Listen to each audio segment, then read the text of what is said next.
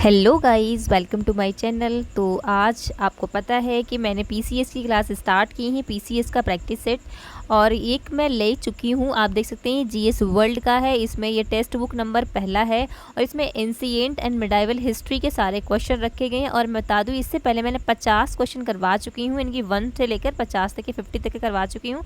इसके आगे से आज हम 51 से 100 तक के क्वेश्चन करने वाले हैं। तो देखते हैं, बहुत अच्छे से करेंगे।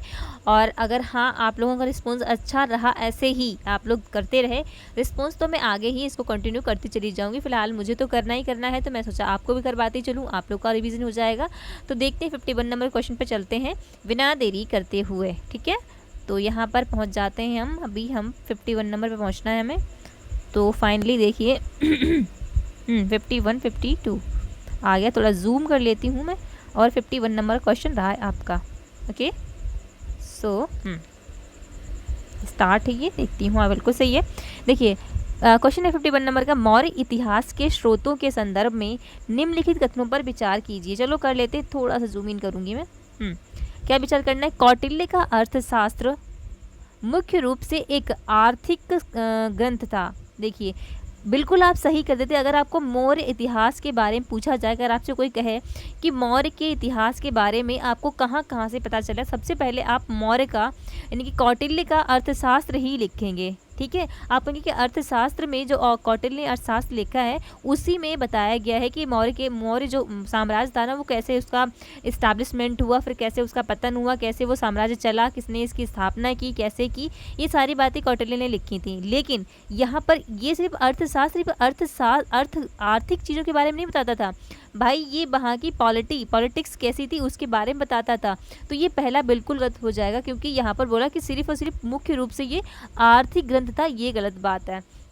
नेक्स्ट कहता है मेगास्थनीज की इंडिका अपने मूल रूप में उपलब्ध नहीं है, इसके अंश बाद के लेखकों के उद्धरणों में मिलते हैं। ये बात बिल्कुल सी, देखो जो इंडिका है ना, वो मेगास्थनीज ने लिखी है, और इस इंडिका में उन्होंने मौर्य साम्राज्य के बारे में लिखा है। ठीक है, लेकिन हमें वो जो इंडिका है ना, वो हमें नहीं मिली है, उसकी मूल उपलब्ध जो उसकी लिपि है ना, वो मिली नहीं है। और बल्कि जिन्होंने इसको पढ़ा होगा ना इंडिका को, उनके नाम कुछ इस प्रकार है, जैसे कि उनका नाम हो गया, एक नाम था स्ट्रैबो हो गए, एरियन हो गए, एरियन और स्ट्रैबो। इस बुक को पढ़ा होगा। तो इस बुक को पढ़ने के हिसाब से जो उन्होंने बुक लिख दी ना इसकी इंडिया के हिसाब से, तो वहाँ से हमें स्रोत मिल जाते हैं कि हाँ ये बात बिल्कुल सही है कि उसके अंश जो है ना उसके बाद के लेखकों में मिलते हैं। फिर नेक्स्ट क्या कहता है ऑप्शन, विशाखा दत्त का मुद्रा राक्षस। बिल्कुल बात सही है, मुद्रा राक्षस विशाखा दत्त ने लिखा, और ये भी बताते हैं चंद्रगुप्त के मौर्य के साम्राज्य के बारे में। ये बात भी बिल्कुल यहाँ पर सही है। अगला ऑप्शन देखेंगे हम, क्या कहता है, 3 दिए गए, यानी दूसरा और तीसरा। तो दूसरा और तीसरा यानी कि बी ऑप्शन हमारा बिल्कुल यहाँ पर सही हो जाएगा। अगला क्वेश्चन देखते हैं। क्वेश्चन है हमारे पास, चंद्रगुप्त मौर्य, इसको इधर कर लेती हूँ ना। चंद्रगुप्त मौर्य और सेल्यूकस निकेटर के बीच हुए युद्ध के बाद हुई संधि के संबंध में क्या सही नहीं है? आपको पता है चंद्रगुप्त मौर्य वही हैं जिन्होंने घनानंद को पराजित करके और कौटिल्य की सहायता से चंद्रगुप्त मौर्य वंश की स्थापना की थी। जब इन्होंने मौर्य वंश की स्थापना की और गद्दी पर बैठ गए थे, तो उस टाइम जो है ना आपका उत्तर पश्चिम के साइड में सेल्यूकस था। तो इन दोनों के बीच में युद्ध हुआ, फिर एक संधि हुई। संधि में इन्होंने पूछा कि क्या नहीं हुआ था, यानी कि सारे पॉइंट संधि में हुए थे, इनमें से कोई एक नहीं हुआ था। ठीक है, तो देखते हैं। सेल्यूकस ने अपनी पुत्री हेलेना का विवाह चंद्रगुप्त के साथ किया था। ये बात बिल्कुल सही है। चंद्रगुप्त ने सेल्यूकस को 500 हाथी उपहार में दिए थे। ये बात भी बिल्कुल सही है। सेल्यूकस को उपहार में 500 हाथी चंद्रगुप्त ने दिए थे। सेल्यूकस ने एरिया, अराकोसिया, जेड्रोसिया और पेरोपनिस डाई के प्रदेश चंद्रगुप्त को सौंप दिए थे। क्या बात सही है? चलो देखते हैं। हाँ ये बात भी बिल्कुल सही है। और नेक्स्ट ऑप्शन है कि सेल्यूकस ने मेगास्थनीज को बिंदुसार के दरबार में भेजा था। सेल्यूकस ने मेगास्थनीज को, जिन्होंने इंडिका लिखी है, बिंदुसार के नहीं, ऐसा नहीं है। देखो जब सेल्यूकस और चंद्रगुप्त मौर्य के बीच में संधि हुई, तो सेल्यूकस ने मेगास्थनीज को चंद्रगुप्त मौर्य के दरबार में भेजा था, ना कि बिंदुसार के दरबार में भेजा था। तो यहाँ पर डी ऑप्शन हमारा गलत हो जाएगा। आप अच्छे से याद रखना कि सेल्यूकस ने मेगास्थनीज को भेजा तो था, लेकिन चंद्रगुप्त मौर्य के जो है ना दरबार में, ना कि बिंदुसार के दरबार में। तो ऑप्शन हमारे यहाँ पर डी बिल्कुल सही हो जाएगा। याद रखना मेगास्थनीज ने इंडिका लिखी है और इंडिका जो है ना इसकी मूल लिपि हमें मिली नहीं है, तो इसकी इंडिका जिसने पढ़ी, जिनके नाम स्ट्राबो एंड एरियन है ना, उनकी बुक्स हमने पढ़कर ये अंदाज़ा लगाया कि इंडिका में क्या लिखा होगा चंद्रगुप्त मौर्य के साम्राज्य के बारे में। ओके, नेक्स्ट क्वेश्चन देखते हैं। अगला क्वेश्चन है, आमित्र घात यानी शत्रुओं का विनाश करने वाला के नाम से किसे इतिहास में जाना जाता है? किसे? मौर्य साम्राज्य, मतलब कोई मौर्य शासक था, तो कौन था वो? क्या चंद्रगुप्त मौर्य था, बिंदुसार था, अशोक था, या फिर आपका दशरथ था? तो देखिए, यूनान के जो लेखक है ना, उन्होंने बिंदुसार को अमित्रघात कहा था। अमित्रघात किसने कहा था? तो यूनान के लेखकों ने कहा था। और किसको कहा था? तो बिंदुसार को कहा था। यहाँ पर बी बिल्कुल सही है, यानी कि शत्रुओं का विनाश कर दिया था इसने, बिल्कुल एकदम। और ये जो बिंदुसार था, ये जैन धर्म और अजीवक के प्रति बहुत ही सहिष्णु रहा था। मतलब इसने जो शत्रु थे उनका तो विनाश किया था, लेकिन जैन धर्म और वो जो आपके जीवक थे उनके प्रति जो है ना सहिष्णु था। बी ऑप्शन हमारा सही हो जाएगा। अगला देखते हैं क्या है कि अशोक के कलिंग युद्ध 261 ईसा पूर्व के संदर्भ में निम्नलिखित में से कौन सा कथन सही है? जो अशोक का कलिंग वॉर हुआ था, तो पहले अशोक क्या करता था? भेरी घोष जो है ना की नीति अपनाता था। लेकिन जब कलिंग का वॉर हुआ और इसमें इतना नरसंहार हुआ, इससे दुखी होकर अशोक ने क्या किया? धम्म घोष को अपना लिया। धम्म घोष को अपना लिया था और इसके बाद में इसने बौद्ध धर्म को भी अपनाया था, बौद्ध धर्म को, और बिल्कुल नरसंहार करना छोड़ दिया था। और जब इसने कलिंग पर वॉर किया था, तो उस टाइम जो कलिंग का जो नरेश था उसका नाम सीलभद्र था। उसका नाम क्या था? सीलभद्र था। और इस युद्ध के बारे में, कलिंग युद्ध के बारे में कहाँ से पता चलता है, कहाँ से इसका स्रोत मिलता है? तो अशोक ने अभिलेख लिखे थे कुछ, उसमें से एक 13वें नंबर का जो अभिलेख था, उसी अभिलेख में इस कलिंग युद्ध के बारे में लिखा हुआ है। तो चलो अब ऑप्शन देखते हैं। पहला ऑप्शन क्या कहता है? इस युद्ध का वर्णन अशोक के 10वें अभिलेख में है। नहीं, मैंने बताया था अभी 13वें अभिलेख में है, तो यहाँ पे गलत हो जाता है। युद्ध के समय कलिंग का राजा खारवेल था। नहीं, खारवेल नहीं था, उसका नाम शीलभद्र था। उस टाइम खारवेल नहीं था, मैंने अभी आपको बताया है। ठीक है, युद्ध के भीषण नरसंहार ने अशोक को धम्म विजय की ओर प्रेरित किया। ये बात सही है कि बहुत ही नरसंहार हुआ, इसी वजह से वह धम्म विजय की तरफ निकल पड़ा। मतलब वहाँ पर वो अब सिर्फ और सिर्फ कोई नरसंहार नहीं करेगा, बल्कि अब बौद्ध धर्म को ही अपनाएंगे। कौन? अशोक। डी ऑप्शन कहता है कि इस युद्ध के बाद अशोक ने जैन धर्म अपना लिया। नहीं भाई, बौद्ध धर्म अपनाया था। तो यहाँ पर सिर्फ सी ही बिल्कुल सही हो जाएगा। अगला देखते हैं क्या है? अशोक के धम्म के स्वरूप के बारे में क्या सत्य है? धम्म का जो है ना वो स्वरूप क्या है? यह एक नया धर्म था जिसे अशोक ने स्थापित किया था। नहीं, मैं आपको बता देती हूँ धम्म क्या था। धम्म जो है ना एक सिविल कोड था, सिविल या कहें या फिर मोरल कहें, एक मोरल कोड था, एक मोरल नियम था। कोई ये धर्म नहीं था, सिर्फ इसमें नियम कानून लिखे हुए थे कि अब जो है ना मतलब किसी से कोई हिंसा नहीं करेगा, अहिंसा जो है ना अहिंसा अपनाएंगे, किसी को कोई मारेगा नहीं, मतलब कुछ भी गलत काम नहीं करेंगे। ये मोरल एक कोड ऑफ कंडक्ट था। ठीक है, तो ये धर्म नहीं था, बिल्कुल गलत बात यहाँ पर है। ये सभी धर्मों का सार और एक नैतिक आचार संहिता, बिल्कुल मोरल कोड था, मैंने अभी बताया। तो यहाँ पर बी ही ऑप्शन सही है, बाकी गलत। और देखते हैं, धम्म का प्रचार केवल भारत में हुआ, ऐसा बिल्कुल नहीं, क्योंकि ये आपका साउथ में गया, मतलब वहाँ पर कहें तो कंबोज में गया, श्रीलंका में इन्होंने प्रचार करवाया था। अशोक ने अपने जो उनके लड़का और लड़की दो थे, तो उनसे इन्होंने प्रचार करवाया था। डी कहता है अशोक ने धम्म के प्रचार के लिए राजुक नामक एक नए अधिकारी नियुक्त किए थे। नहीं भाई, राजुक तो इनके राजस्व अधिकारी हुआ करते थे। तो यहाँ पर सिर्फ और सिर्फ बी ही बिल्कुल सही है। ठीक है, अगला देखते हैं क्वेश्चन। आप अच्छे से ध्यान से करते जाइएगा, ऐसे रिविजन करेंगे तो आपका अच्छे से हो जाएगा। अच्छा, अशोक के नाम और उपाधियाँ और स्रोत कहाँ कहाँ से मिले हैं, चलो देख लेते हैं। 56 नंबर क्वेश्चन है, अशोक प्रियदर्शी अशोक अच्छा मतलब किस किस अभिलेख से अशोक के ये नाम मिले हैं? तो देखो, जो अशोक का अशोक नाम जो मिला है हमें, वो कहाँ से मिला है? तो ये भारभू शिलालेख से, मास्की गुर्जरा से, दीपवंश या फिर कांधार से। तो याद रखना, इसके ऑप्शन देखते हैं, सीधे यहाँ पर मिलाते हैं। देखो, अशोक का जो व्यक्तिगत नाम है ना, अशोक मास्की गुर्जरा में मिला है। अशोक का मास्की यानी कि बी, ए का दूसरा किस में है? तो यहाँ पर ये बी वाला गलत कर दीजिए, क्योंकि या फिर पहला होगा या फिर आपका सी होगा। यानी कि अशोक का जो अशोक नाम है ना, वो मास्की और गुर्जरा के अभिलेख में मिला है। ठीक है। अच्छा, प्रियदर्शी जो है ना, वो आपके भारभू अभिलेख में भी कुछ मिला है, तो यहाँ पर बी ऑप्शन कौन सा हो जाएगा, देखो हाँ पहले दूसरा बी। जो प्रियदर्शी है ना, ये तो आपका मिला था दीपवंश में, है ना, हाँ प्रियदर्शी दीपवंश महावंश में मिला था, ये बात बिल्कुल सही है। अच्छा, मगध राज कहाँ मिला था, ये आपका मिला था भारबू वाले अभिलेख में, और बुद्ध शाह के कांधार के अभिलेख में मिला, तो यहाँ पर पहला ही ऑप्शन बिल्कुल सही हो जाएगा। ठीक है, इनको अच्छे से एक बार देख लेंगे और मैप में देख लेंगे कि कहाँ कहाँ पे कौन से अभिलेख है। नेक्स्ट, मौर्यकालीन प्रशासन में राजस्व विभाग का मुख्य अधिकारी कौन होता था। तो देखो क्या होता था कि उस टाइम जो एक समाहर्ता हुआ करते थे, एक सन्निधाता हुआ करते थे। मौर्य काल में एक समाहर्ता एक सन्निधाता हुआ करते, सन्निधाता दाता।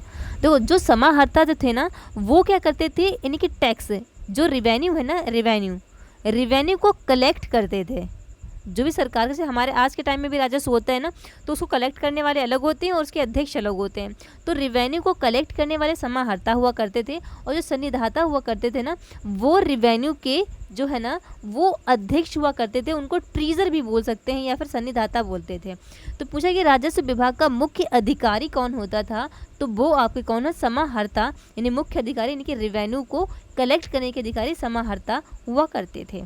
ठीक है, नेक्स्ट क्वेश्चन देखते हैं क्या है। अशोक के अभिलेखों की भाषा और लिपि के संदर्भ में कौन सा सही है। ठीक है, देखते हैं। भारत की अधिकांश शिलालेख प्राकृत भाषा और ब्राह्मी में लिखे हैं, ये बात सही है। इन्होंने गलत पूछा है, ठीक है, कि गलत कौन सा है। शाहबाजगढ़ी और मानसेरा खरोष्टी में लिखे हुए हैं, कि यह बात सही है। तो ये बात भी बिल्कुल सही, क्योंकि ये जो ऑलरेडी पंजाब में मतलब पाकिस्तान साइड में है, और उस साइड में खरोष्टी लिपि ही चलती थी, तो वहाँ पर ये खरोष्टी में लिखे हैं। तक्षशिला और लघमान जो है ना, वो अरामी में लिखे हैं, ये बात भी बिल्कुल सही है। सिर्फ गलत पूछा गया, तो गलत कौन सा होगा, डी वाला गलत हो जाएगा, क्योंकि कंधार इनकी शारे कुना ये केवल संस्कृत में लिखे हैं। नहीं भाई, ये गलत है, क्योंकि ये जो वाला आपका है ना, ये संस्कृत में ना लिखे, ये आपका ब्राह्मणी और मतलब उसी में लिखा हुआ है। नहीं, ये ग्रीक और अरामिका में लिखा हुआ है। ठीक, तो यहाँ पर हमारा गलत हो जाएगा। नेक्स्ट देखते हैं क्या है। मौर्य साम्राज्य के पतन के कारणों में कौन सा तर्क इतिहासकार हेमचंद्र राय चौधरी ने दिया है। देखो, जब मौर्य काल का पतन हुआ तो कई इतिहासकारों ने अपनी अपनी राय दी। उनमें से एक राय हेमचंद्र राय चौधरी भी थे, एक डी करके उनका नाम था कौशाम्बी। डी कौशाम्बी जो थे ना, डी कौशाम्बी ने बल्कि ये बताया था कि वहाँ पर आर्थिक संकट आ गया था, तभी मौर्य साम्राज्य का पतन हो गया था। किसने बोला था, ये डी जो कौशाम्बी थे, याद रखना, नाम याद रखना। डी कौशाम्बी ने कहा था कि आर्थिक संकट के कारण मौर्य साम्राज्य का पतन हुआ था। वहीं आपके एचपी नाम के एचपी चौधरी नहीं, शास्त्री हुआ करते थे। एचपी शास्त्री कहते थे नहीं भाई, ऐसा कुछ नहीं है, बल्कि कारण ये है कि जो अशोक ने धम्म नीति अपना ली थी ना, इस वजह से कोई संहार तो हो नहीं रहा था और किसी को कर भी नहीं दिया जा रहा था। तो जो ब्राह्मण थे ना उनकी प्रतिक्रिया बड़ी ही मतलब क्रूर थी, और उन ब्राह्मणों की प्रतिक्रिया के कारण ही मौर्य साम्राज्य का पतन हुआ, ऐसा एचपी शास्त्री कहते हैं। वहीं हेमचंद्र राय चौधरी ने कहा है, जो कि एक्चुअल फैक्ट बिल्कुल सही मुझे लगता है, उन्होंने कहा कि अशोक ने अत्यधिक शांतिवादी नीति अपना दी थी, इसी वजह से इनका पतन हो गया था। क्योंकि अगर किसी राजा को साम्राज्य चलाना है तो बिल्कुल उसको शांति, मतलब एकदम सीधा रहे तो साम्राज्य नहीं चल सकता। उसको थोड़ा जो है ना आपको कड़क होना पड़ेगा, थोड़ा स्ट्रिक्ट होना पड़ेगा, तभी साम्राज्य चल सकता है। तो ये बिल्कुल कारण बिल्कुल सही है, यहाँ पर ये ऑप्शन बिल्कुल सही है। अगला देखते हैं क्या बोलता है कि मौर्य वंश का अंतिम सम्राट कौन था जिसकी हत्या उसके सेनापति ने की थी। याद रखना, मौर्य वंश का अंतिम सम्राट आपका बृहद्रथ था, और जिसकी जो हत्या है ना वो आपके एक पुष्यमित्र शुंग था, क्योंकि इसके बाद शुंग वंश की स्थापना हुई थी। पुष्यमित्र शुंग इसका सेनापति था। पुष्यमित्र शुंग ने बृहद्रथ की हत्या कर दी और फिर शुंग वंश की स्थापना कर दी थी। मौर्य वंश के बाद शुंग वंश की स्थापना हुई थी।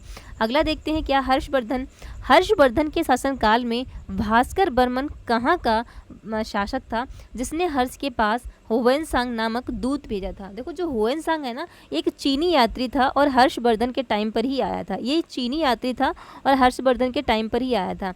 अच्छा, क्वेश्चन पूछा गया है कि हर्षवर्धन के शासन में भास्कर बर्मन कहाँ का शासक था। तो ये भास्कर बर्मन जो है ना, असम, जिसको हम आज आसाम कहते हैं ना, वो उस टाइम उसको हम कामरूप कहा करते थे। तो कामरूप का एक शासक था, उसके यहाँ पर हुएनसांग आया। तो हुएनसांग को इसने हर्षवर्धन, यानी कि हर्षवर्धन कन्नौज में थे, कन्नौज में थे तो कन्नौज में इसको भेज दिया था। तो यहाँ पर हमारा बी ऑप्शन बिल्कुल सही हो जाएगा। नेक्स्ट देखते हैं, हर्ष के बांसखेड़ा अभिलेख में किस अधिकारी का उल्लेख महाराजा और महासामंत के रूप में मिलता है। देखिए हर्ष जो है ना, हर्ष का जो काल था, हर्षकालीन जिसको बोलते हैं, ये कन्नौज के टाइम पर था। कन्नौज जो कि उत्तर प्रदेश, आज के उत्तर प्रदेश का एक डिस्ट्रिक्ट पड़ता है या कहें तो शहर पड़ता है, यहाँ पर कन्नौज। तो हर्ष ने मतलब यहाँ पर अपने कन्नौज को एक अपना एक कहें तो समृद्ध राज्य बनाया हुआ था।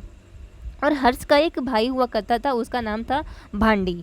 उसका नाम क्या था, चचेरा भाई था उसका, भांडी नाम था। ठीक है, तो भांडी जो है ना, या फिर भंडी बोलते हैं, भंडी ने मतलब इसके हर्ष के कई सारे अभिलेख बने थे। उन्हीं अभिलेख में से एक अभिलेख आपका उत्तर प्रदेश का एक ज़िला पड़ता है शाहजहाँपुर, जहाँ से मैं अभी आपको पढ़ा रही हूँ, ये हम वही ज़िला है। शाहजहाँपुर में एक जगह पड़ती है, उसका नाम है आपका, आप लोग जो शाहजहाँपुर के होंगे उन्होंने सुना होगा, उसका नाम है ये बोलते हैं उसको बांसखेड़ा। बांसखेड़ा, बांसखेड़ा, बिल्कुल जो शाहजहाँपुर के लोग होंगे उन्होंने जरूर सुना होगा। तो बांसखेड़ा में एक अभिलेख मिला जो कि तांबे का है, यानी कि ताम्रपत्र अभिलेख है जो कि हर्ष का है। तो यहाँ पर हर्ष का मतलब हर्ष के एक ऑटोग्राफी भी है, मतलब उनके हाथ से हस्ताक्षर भी हैं इस बांसखेड़ा के अभिलेख में। और इसी बांसखेड़ा के अभिलेख में हर्ष के चचेरे भाई भंडी को दो जो है ना उपाधियां दी गई थी, उसमें एक महाराज और महासामंत के रूप में इनका मिलता है। तो वो भंडी थे। ये पूछा गया है क्वेश्चन में, आपके पूछा गया है कि क्या पूछा है कि हर्ष के बांसखेड़ा अभिलेख ये कहाँ पड़ता है, शाहजहाँपुर पड़ता है, शाहजहाँपुर में मिलता है। बांसखेड़ा अभिलेख में किस अधिकारी का उल्लेख महाराज और महासामंत के रूप में मिलता है, तो वो भंडी था। ठीक है, तो यहाँ पर हमारा सी ऑप्शन सही हो जाएगा। मुझे उम्मीद है आप अच्छे से समझ पा रहे होंगे। चीनी यात्री हुएनसांग के अनुसार हर्षकालीन साम्राज्य में शूद्रों की मुख्य वृत्ति क्या थी। चीनी यात्री हुएनसांग, याद रखना हुएनसांग किसके काल में आया था, तो वो किसके काल में आया था, तो हर्ष के काल में आया था। ओके, अच्छा कहाँ का था, तो चीनी यात्री था। एक चीज़ और याद रखना कि इसी टाइम में हुएनसांग जो है ना, वो आपका कहाँ, नालंदा विश्वविद्यालय भी गया था, नालंदा विश्वविद्यालय भी गया था। ठीक है, तो यहाँ पूछा गया हर्ष काल में जो शूद्रों की स्थिति क्या थी, हुएनसांग ने क्या बताई है। तो शूद्र जो है ना वो कृषि करते थे। ठीक है, सेवा या कार्य नहीं, व्यापार नहीं, अध्ययन नहीं, बल्कि कृषि किया करते थे। ठीक है, अगला देखते हैं, हर्ष के किस अभिलेख पर उसके स्वयं के सुंदर हस्ताक्षर यानी कि सुहस्तु मम महाराजाधिराज श्री हर्षे अंकित है। मैंने अभी बताया है कि शाहजहाँपुर का जिला है, उत्तर प्रदेश का एक ज़िला है, वहाँ पर एक आपका बांसखेड़ा जगह मिलती है और बांसखेड़ा में एक अभिलेख है, ताम्र अभिलेख है, वहाँ पर हर्ष का हस्ताक्षर है। तो यहाँ पर आपका डी बिल्कुल सही हो जाएगा। अगला देखते हैं, कन्नौज में आयोजित विशाल धर्म महासम्मेलन की अध्यक्षता किसने की थी। तो दिवाकर मित्र ने, हुएनसांग ने, इत्सिंग ने, फाहियान ने की थी। तो यहाँ पर ये जो अध्यक्षता है ना वो आपकी किसने की थी, तो उन्होंने की थी, किसने, हुएनसांग ने। बी ऑप्शन यहाँ पर करेक्ट है। हर्षकालीन आर्थिक व्यवस्था में हिरण्य किस प्रकार की कर व्यवस्था हुआ करती थी। अच्छा, हर्ष जो कालीन का समय था, हर्ष का समय था, उस टाइम पर दो कर लगाए जाते थे। दो कर थे, एक को मतलब कई सारे कर थे, ऐसा नहीं, दो ही थे, प्रमुख 3 कर हुआ करते थे। इसको एक को भाग कहते थे, एक भाग हुआ करता था, एक को हिरण्य कहा जाता था, और एक को क्या कहते थे, एक को हिरण्य, उसके बाद में एक बलि हुआ करता था। तो जो भाग वाला था ना, ये कर 1/6 यानी कि किसी के पास अगर 60 क्विंटल गेहूं हुआ है तो उसको 1/6, 60 × 1/6 यानी कि 10 क्विंटल गेहूं जो है ना वो जो है ना मतलब अपने साम्राज्य को देना पड़ेगा टैक्स के रूप में। वहीं हिरण्य जो है ना वो नगद राशि दी जाती थी, मतलब कैश दिया जाता था। ठीक है, और बलि जो है ना वो स्वेच्छा से जो लोग हुआ करते थे वो अपने राजा को देते थे। तो 3 जो प्रमुख था उस टाइम कर लगाए जाते थे। बात हुई है हिरण्य की, हिरण्य किस प्रकार का कर था, तो नगद रूप में जो है ना वो दे यानी कि पे किया जाता था। तो ऑप्शन यहाँ पर हमारा ए बिल्कुल सही हो जाएगा। निम्नलिखित में से कौन सी रचना स्वयं सम्राट हर्ष द्वारा रचित नहीं है, यानी कि अच्छा याद रखना जो हर्ष है ना वो सिर्फ एक कहें तो मैं कहूँ एक अच्छा मतलब शासक ही नहीं बल्कि उच्च कोटि का विद्वान था, जिसने इसके 3 प्रमुख रचनाएं इसने की। एक तो इसकी रत्नावली है, रत्नावली इसकी है। ठीक है, प्रियदर्शिका इसी की है ना, हाँ प्रियदर्शिका इसी की है, और नागा दशक भी इसी की है, नागा दशक भी इसी की है। लेकिन बाण भट्ट जो हुआ करते थे इसी के दरबारी कवि हुआ करते थे, उनका नाम था बाण भट्ट। दरबारी कवि थे बाण भट्ट। बाण भट्ट ने अपने राजा हर्ष के लिए दो रचनाएं की थी। एक था उनका हर्षचरित और दूसरा था उनका कादम्बरी। कादम्बरी याद रखना, हर्षचरित और कादम्बरी बाण भट्ट ने लिखी हैं रचनाएं, दोनों की दोनों और बाण भट्ट हर्षकालीन टाइम के उनके दरबारी कवि थे। लेकिन हर्ष ने भी रचनाएं लिखी हैं, रत्नावली, प्रदर्शिका और नागानंद। तो यहाँ पर कौन सी नहीं, तो हर्षचरित यहाँ पर नहीं होगी क्योंकि ये तो बाण भट्ट ने लिखी हुई है। अगला है, प्रयाग में आयोजित छठे मोक्ष परिषद के संबंध में कौन सा कथन सत्य है। देखो, जो प्रयाग में मोक्ष परिषद हुआ करते थे ये हर्ष करवाते थे, ठीक है। तो हर्ष जो है ना ये प्रत्येक 5 वर्ष के बाद करवाते थे। और इस पर क्या करते थे, जब मोक्ष परिषद होती थी तो यहाँ पर अपने मतलब सारा राजकोष दान कर देते थे, यहाँ तक कि अपने निजी वस्त्र भी दान कर दिया करते थे वो, ठीक है। तो ये ऑप्शन देखते हैं क्या है कि ये प्रत्येक 12 वर्ष में नहीं भाई, ये 5 वर्ष में होता था। हर्ष ने यहाँ अपनी समस्त संपत्ति दान कर दी थी, ये बात बिल्कुल सही है। केवल हिंदू देवताओं की पूजा होती थी, नहीं भाई, इसमें इत सिंह ने भाग लिया था, ऐसा भी गलत है क्योंकि यहाँ पर सिर्फ और सिर्फ बी ऑप्शन सही है। नेक्स्ट देखते हैं, हर्ष के प्रशासन में स्कंदगुप्त किस सैन्य इकाई का सर्वोच्च अधिकारी था। देखो, जो हर्ष के टाइम में जो स्कंदगुप्त था ना, वो एक्चुअली 2 सेनाएं हुआ करती थी। अभी मैंने आपको 3 प्रकार के कर बताए हैं ना, इसी प्रकार की 2 प्रकार की सेना होती थी। एक होती थी आपकी गज सेना और एक आपकी होती थी अश्व सेना, ठीक है। तो जो स्कंदगुप्त थे ना, स्कंदगुप्त आपके गज सेना के अधिकारी हुआ करते थे। गज सेना के लिए यहाँ पर देखिए सी ऑप्शन में। वहीं आपका जो अश्व के लिए उनको कुंतल, अश्व जो सेना के लिए अधिकारी हुआ करते थे उनका नाम था कुंतल, ठीक है, उनका कुंतल नाम था। तो यहाँ हमें गज सेना के बारे में पूछा गया, स्कंदगुप्त के बारे में पूछा गया, तो स्कंदगुप्त जो है ना वो गज सेना से संबंधित है। आंसर हमारा सी बिल्कुल सही हो जाएगा। अगला देखते हैं, हुएनसांग के अध्ययन के दौरान नालंदा विश्वविद्यालय के कुलपति कौन थे। तो सीलभद्र थे। मैंने अभी आपको बताया था कि हर्ष के टाइम में जो हुएनसांग आया था, हुएनसांग जब आया था तो ये जो है ना वो नालंदा विश्वविद्यालय भी गया था, वहाँ पर इसने अध्ययन भी किया था। और हर्ष जो है ना वो मतलब बहुत ज़्यादा नालंदा विश्वविद्यालय को दान देते थे। कहें तो इसी के खर्चों से जो नालंदा विश्वविद्यालय वो चलता था। ये कम से कम 100 से 200 गांव से कर इकट्ठा करके नालंदा विश्वविद्यालय को दिया करते थे। तो हुएनसांग जब इसमें गया था नालंदा विश्वविद्यालय में, तो उस टाइम पर यहाँ के जो कुलपति थे यानी कि चांसलर थे, उनका नाम था सीलभद्र, ठीक है। तो सीलभद्र उनका नाम था। ओके, नेक्स्ट क्वेश्चन देखते हैं, निम्नलिखित में से किस शासक ने कल्याणी के चालुक्य वंश की नींव डाली थी। तो कल्याणी के चालुक्य वंश की जो नींव डाली थी, क्या तैलप द्वितीय ने, सोमेश्वर प्रथम ने, विक्रमादित्य षष्ठ ने या फिर पुलकेशिन ने। तो जो आपके कल्याणी के चालुक्य वंश की नींव डाली थी उनका नाम तैलप द्वितीय था। ऑप्शन हमारा यहाँ पर ए बिल्कुल सही जगह रटने वाला है, रट लीजिए। मान्यखेट के राष्ट्रकूट वंश का वास्तविक संस्थापक किसे माना जाता है। जो मान्यखेट है ना, जिसको कहें तो मतलब राष्ट्रकूट राजवंश की जो स्थापना मैं बात करती हूँ, आप सीधे यहाँ समझिए, जो राष्ट्रकूट राजवंश है ना, इसकी स्थापना तो दंती दुर्ग ने की थी। किसने की थी? दंती दुर्ग ने, ठीक है। कितने में? 752 में। और उसने बादामी के चालुक्य शासक कीर्तिमान द्वितीय को पराजित कर अपना स्वतंत्र सत्ता मतलब बनाई थी। तो यहाँ पर दंती दुर्ग हो जाएगा, बी ऑप्शन बिल्कुल सही है। नेक्स्ट देखते हैं, एलोरा के सुप्रसिद्ध कैलाश मंदिर का निर्माण किस राष्ट्रकूट शासक ने करवाया था। देखिए, एलोरा और अजंता जो है ना ये आपके महाराष्ट्र में पड़ते हैं, महाराष्ट्र में। और एलोरा के लिए खास बात ये है कि ये पूरा टेम्पल जो है ना वो एकाश्मक से बना हुआ, मतलब एक ही पत्थर से पूरा काट कर बनाया गया मंदिर। मतलब एक इतना बड़ा पत्थर था, उसको पूरा काट कर उसी पत्थर से पूरा मंदिर बना दिया गया है।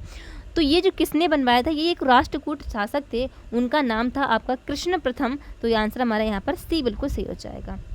कवि राजमार्ग नामक कन्नड़ ग्रंथ की रचना किस राष्ट्रकूट शासक ने की है। तो वो आपका किया है अमोघ वर्ष ने, यहाँ पर सी बिल्कुल सही हो जाएगा।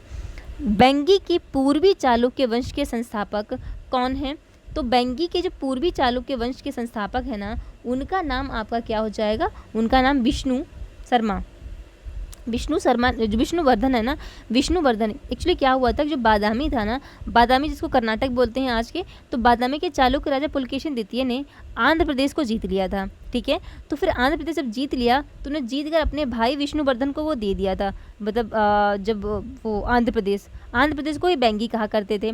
वेंगी को जीता किसने था, तो पुलकेशिन ने जीता था, फिर अपने चचेरे भाई विष्णुवर्धन को दे दिया। अब विष्णुवर्धन ने इस आंध्र प्रदेश को, क्योंकि बेंगी बोलते थे, इस आंध्र प्रदेश में या फिर बेंगी में अलग से पूर्वी चालुक्य वंश की एक स्वतंत्र चालुक्य वंश की स्थापना कर दी थी, तो वो विष्णुवर्मन थे। ठीक है, अगला देखते हैं। प्रसिद्ध विद्वान विल्हण विक्रमादेव चरित के लेखक और विज्ञानेश्वर मिताक्षर के लेखक किसके दरबार में रहते थे। अब इस क्वेश्चन से ही आप आंसर निकाल सकते हैं, बिल्कुल बहुत ही आसान है। देखो, एक दो विद्वान बात की है, दो विद्वानों की, विल्हण और विज्ञानेश्वर। विल्हण और विज्ञानेश्वर किसके दरबार में रहते थे, तो विल्हण ने लिखा था विक्रमादेव चरित लेखक, यानी कि विक्रमादेव चरित के लेखक कौन है, विल्हण। इसके मतलब इन्होंने विक्रमादेव के बारे में लिखा होगा, तो विक्रमादेव के बारे में लिखा होगा, इसके मतलब ये इनके दरबारी कवि होंगे, तो विक्रमादेव के ही दरबारी यानी कि विक्रमादित्य षष्ठ के दरबारी कवि थे विल्हण और विज्ञानेश्वर। सी ऑप्शन सही हो जाएगा। 77 नंबर का है, त्रिपक्षीय संघर्ष में भाग लेने वाला प्रथम राष्ट्रकूट शासक कौन था। आपको पता है त्रिपक्षीय यानी ट्राईपार्टाइट जब स्ट्रगल हुआ था वो कन्नौज को लेकर हुआ था, और किसने किया था, तो ये आपके पूर्व साइड में आपके पाल थे, दक्षिण में आपके राष्ट्रकूट थे और पूर्व में आपके यानी गुजरात साइड में आपके प्रतिहार थे। इन्होंने पूछा है कि पहला राष्ट्रकूट शासक कौन था, तो वो आपका उनका नाम क्या था, तो वो आपके ध्रुव थे। यहाँ पर राष्ट्रकूट पहला ध्रुव था, ऑप्शन ए बिल्कुल सही हो जाएगा। नेक्स्ट देखते हैं, होयसल राजवंश की राजधानी कहाँ स्थित है, तो वो आपकी द्वार समुद्र में स्थित है, जिसको द्वार समुद्र को वर्तमान में क्या कहते हैं, तो द्वार समुद्र को वर्तमान में हमने क्या हलेविडु कहते हैं, क्या बोलते हैं, हलेविडु। ओके, नेक्स्ट देखते हैं। सुप्रसिद्ध विरूपाक्ष मंदिर और पट्टाडकल के स्मारकों का संबंध मुख्य रूप से किस काल से है, तो ये विरूपाक्ष टेम्पल और पट्टाडकल, ये जो इनका जो मतलब अगर कहें संबंध जो है ना, वो आपका चालुक्य के टाइम से है। बी ऑप्शन यहाँ पर सही हो जाएगा। निम्नलिखित को कालानुक्रम में व्यवस्थित करें। ओके, कर लेते हैं। अच्छा, राष्ट्रकूट शासक हैं, तो सबसे पहले दंतीदुर्ग, बिल्कुल बात सही। उनके बाद कृष्ण प्रथम, हाँ बिल्कुल बात सही है। फिर ध्रुव आए थे और अमोघ वर्ष आए थे, तो यहाँ पर हमारा 1 2 3 4 बिल्कुल ऑप्शन हमारा ए ही सही हो जाएगा। आप एक बार अच्छे से देख लेना। नेक्स्ट देखते हैं क्या है। पल्लव शासक सिंह विष्णु के संदर्भ में निम्नलिखित कथनों पर विचार कीजिए। कर लेते हैं। अच्छा, सिंह विष्णु जो है ना, उसे अबनी सिंह की उपाधि प्राप्त हुई थी, ये बात बिल्कुल सही है। प्रसिद्ध संस्कृत कवि भारवी उसकी सभा में रहते थे, ये बात भी सही है। जो भारवी है ना, एक प्रसिद्ध संस्कृत के कवि हैं जो कि सिंह विष्णु के दरबार में रहते थे, तो यहाँ पर ए और बी बिल्कुल सही है। नेक्स्ट देखते हैं क्या है। मत विलास प्रहसन नामक प्रसिद्ध ग्रंथ की रचना किस पल्लव शासक ने की है। ये रटने वाले होते हैं, इनको रट दो, अगर एग्जाम में आते हैं तो ठीक है, नहीं तो इनको छोड़ देना है। तो मत विलास जो प्रहसन है ना, मैं बता देती हूँ किसका प्रसिद्ध ग्रंथ है, तो ये आपका हो जाएगा महेंद्र वर्मन प्रथम का। बी ऑप्शन सही है। पल्लव स्थापत्य कला की मामल्य शैली का विकास किसके शासनकाल में हुआ था, तो ये किसके शासनकाल में हुआ था, तो ये नरसिंह वर्मन प्रथम के शासनकाल में हुआ था। याद रखना, नरसिंह वर्मन जो प्रथम है ना, उनको मामल्य कहा जाता था, मतलब उनको मामल्य शैली को, जो नरसिंह वर्मन है ना, इनको मामल्य कहते थे। मामल्य के नाम पर मामल्य शैली का विकास हुआ। ठीक है, तो ये पल्लव स्थापत्य कला का एक नमूना है जो कि मामल्य शैली इसको बोलते हैं। तो यहाँ पर, और अच्छा, ये जो मामल्य है ना, इसी पर एक मंदिर बना, आपको याद होगा, इसको बोलते हैं महाबलीपुरम के रथ सप्त पगोड़ा जो है ना, वो इसी शैली पर बने हुए हैं और नरसिंह वर्मन द्वारा ही बनवाए गए हैं। नेक्स्ट है, सूची फर्स्ट को सेकंड से मिलाना है, शैली और शासक। ओके, ठीक है। देखो, महेंद्र शैली तो महेंद्र वर्मन हो गई, महेंद्र वर्मन की। अच्छा, मामल्य शैली नरसिंह वर्मन की, पीछे पड़ा हमने। राज सिंह शैली नरसिंह वर्मन की हो जाएगी, तो पहले का दूसरा। ओके, बी का तीसरा। अच्छा, सी यहाँ पर, बी ऑप्शन यहाँ पर बिल्कुल सही हो जाएगा। नेक्स्ट है, चोल वंश के किस शासक ने गंगैकोंडचोल की उपाधि धारण की थी और गंगैकोंडचोलपुरम को अपनी राजधानी बनाया था। याद रखना कहानी क्या थी कि जो राजेंद्र प्रथम थे ना, उन्होंने उत्तर भारत में एक सैन्य अभियान चलाया था।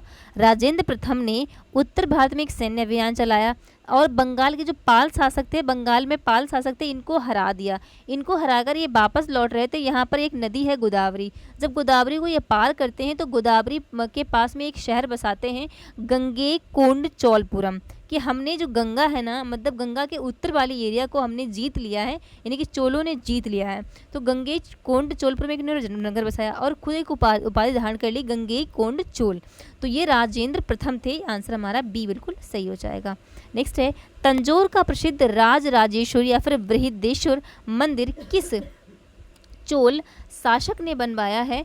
तो वो आपका राजेंद्र ने बनवाया, राजराज ने बनवाया ना, बिल्कुल। तंजौर का प्रसिद्ध है। तंजौर आपका तमिलनाडु में पड़ता है। वहाँ पर एक मंदिर बना हुआ राजराजेश्वर, या फिर इसको बृहदेश्वर भी बोलते हैं, और ये मंदिर आपके राजराज प्रथम ने बनवाया है। तो बी ऑप्शन बिल्कुल सही है। चोल प्रशासन की सबसे प्रमुख विशेषता क्या थी? सुदृढ़ सेना नहीं, स्थानीय स्वशासन इनका सबसे अच्छा हुआ करता था। यहाँ पर बी ऑप्शन सही है। निम्नलिखित में से किस चोल शासक ने श्रीलंका के उत्तरी भाग पर विजय प्राप्त कर उसे एक चोल प्रांत मुमिड चोल मंडलम बनाया था? मुमिड चोल मंडलम बनाने वाला कौन सा चोल वंश का एक शासक था? तो उनका नाम है आपका राजेंद्र प्रथम। यहाँ पर बी राजेंद्र प्रथम नहीं है, राजराज हैं।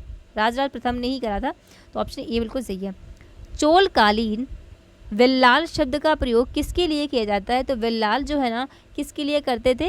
विल्लाल करते थे हम लोग धनी किसानों के लिए। यहाँ पर बी ऑप्शन बिल्कुल सही है। नेक्स्ट क्वेश्चन देखते हैं। पल्लव वंश का अंतिम महत्वपूर्ण शासक कौन था जिसे चोल शासक आदित्य प्रथम ने पराजित किया था? तो कौन था? उनका नाम अपराजित था। अपराजित को ही इनको पराजित करके आदित्य प्रथम ने पराजित किया था। ठीक है, अगला देखते हैं। निम्नलिखित में से कौन सा भक्ति संत निर्गुण विचारधारा से संबंधित नहीं है? देखिए, दो संतों की बात करते हैं, एक सगुण और एक निर्गुण। ठीक है, यहाँ पर देखिए, भक्ति मार्ग दो धाराओं में विभाजित था। जो भक्ति मार्ग था वो दो धाराओं में डिवाइड है।